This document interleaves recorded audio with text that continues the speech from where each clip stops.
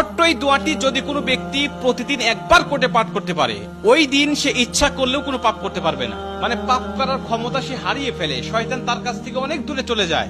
নবীজি বলছেন, যদি কোনো ব্যক্তি এই দোয়াটা মাত্র একবার পাঠ করে, যেদিন সে পাঠ করবে ওই দিন শয়তান চিৎকার করে কাঁদতে থাকে, চিৎকার করে আওয়াজ দিয়ে বলতে থাকে যে আজকে সারাদিন তুই আমার ওয়াসওয়াসা থেকে মুক্ত হয়ে গেলি, আমি ইচ্ছা করেও আজকে তোকে আর ধোঁকা দিতে পারবো না, তুই আজকে আর কোনো পথভ্রষ্টের কাজ করতে পারবি না, তুই সেটা আমার কাছ থেকে মুক্ত হয়ে গেলি।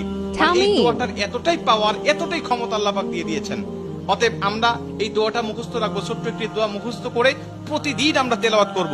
আমরা কিন্তু অনেকে আছি পাপ ছাড়তে চাই, কিন্তু আমরা এমন কিছু দেখি বা এমন কিছুর সম্মুখীন আমরা হয়ে যাই, ওটা দেখার পরে আমরা নিজের উপরে নিজের কন্ট্রোলটা হারিয়ে ফেলি, তখন আমরা পাপ করতে বাধ্য হই বা পাপ শয়তান আমাদেরকে করিয়ে ফেলে। এজন্য যদি আমরা প্রতিদিন অন্তত ফজরের নামাজের পরে এই দোয়াটা যদি পাঠ করতে পারি, তাহলে আমরা কিন্তু শয়তান থেকে মুক্ত থাকবো।